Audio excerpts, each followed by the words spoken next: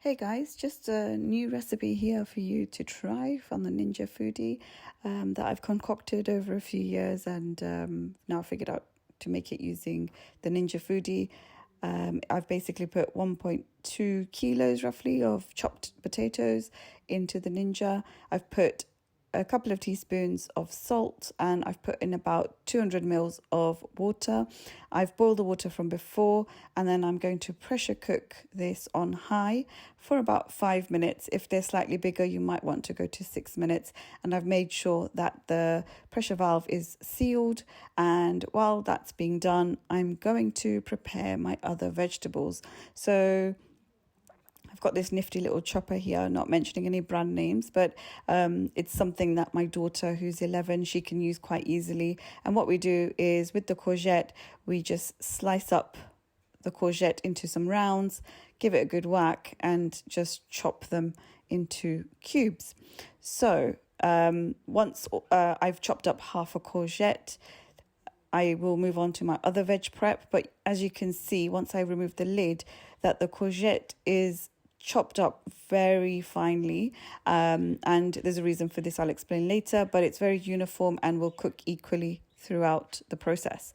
Next, I'll move on to my peppers. I've got 4 different colors and I've done half of each. So if you don't have 4 different colors, you can use one whole red and one whole green, because that's usually what's available. But again, it's just in the chopper so much more quicker. Give it a bit of a whack. Any peppers which are slightly more curved, what you can do is you can just snap them a little bit or push them down into the blade carefully so that they flatten out a little bit, so you won't get long pieces like this one. I've just snapped it with my fingers a little bit, and pushing it through the chopper, I'll get cubes rather than long rectangles. So again, finely chopped and very uniform and very colourful. So now that the potatoes are done,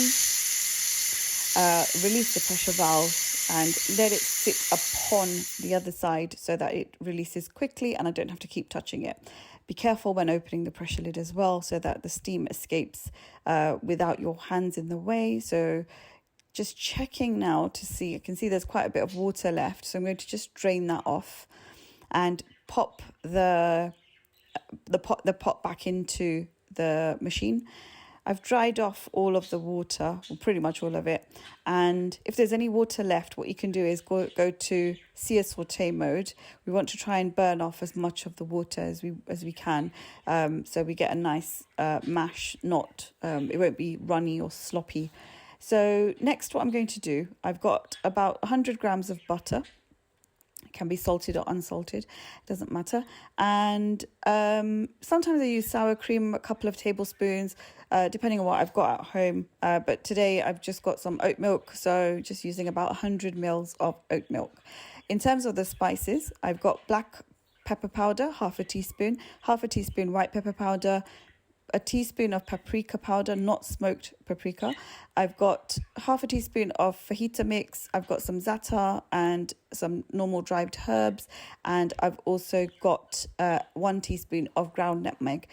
In any potato dish or any cheesy sauce, ground nutmeg is a key spice to have. So just popping that in with the milk and the butter and giving it all a good sprinkling of salt. Because we've drained out some of the water, it's lost some of that salt in there as well. So and then mashing everything together. You can leave the potatoes roughly mashed if you want, but the more you mash it, the more liquid it will absorb, and eventually it will become a mash like this.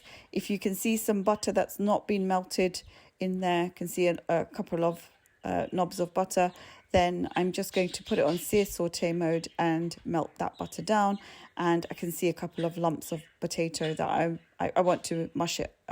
You can leave it roughly smashed if you want, or you can have it as a smooth mash, completely up to you. I haven't removed the skins when I was pressure cooking this. There's a lot of nutrients in the skins itself, so because it's going to be mashed up, the kids won't really recognize that there's skins in there.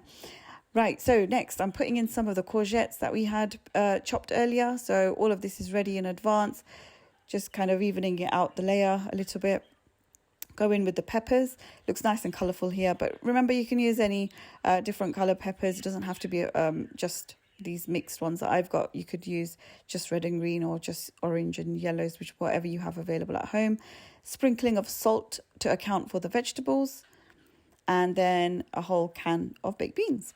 So you can leave it at this point and just put cheese on top, but we like our veg in our family, and I like to hide a lot of veg in my food for my child as well. So going to smooth this out, and then we're going to go in again with the courgettes, whatever's left over.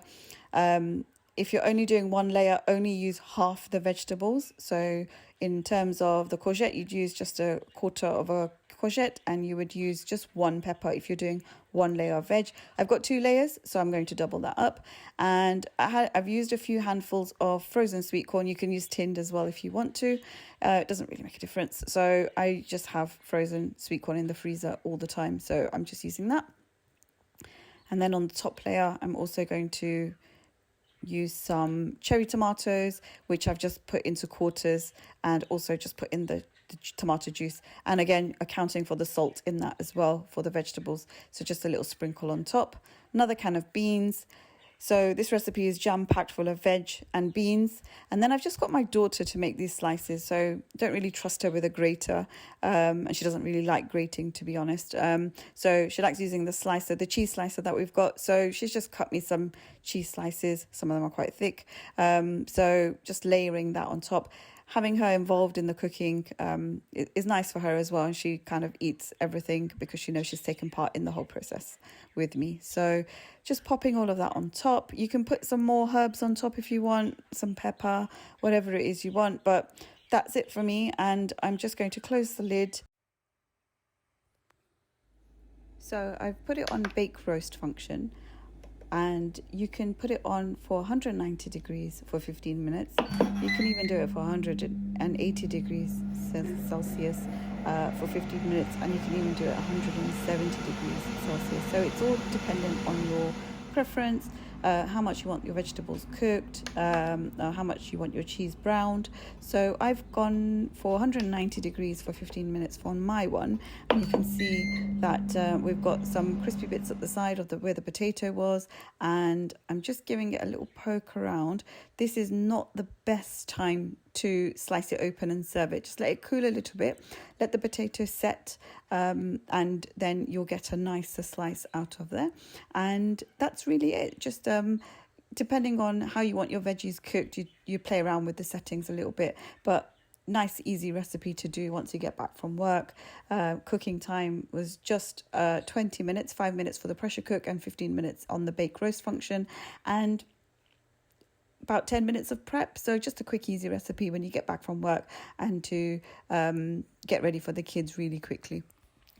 Hope you enjoy it.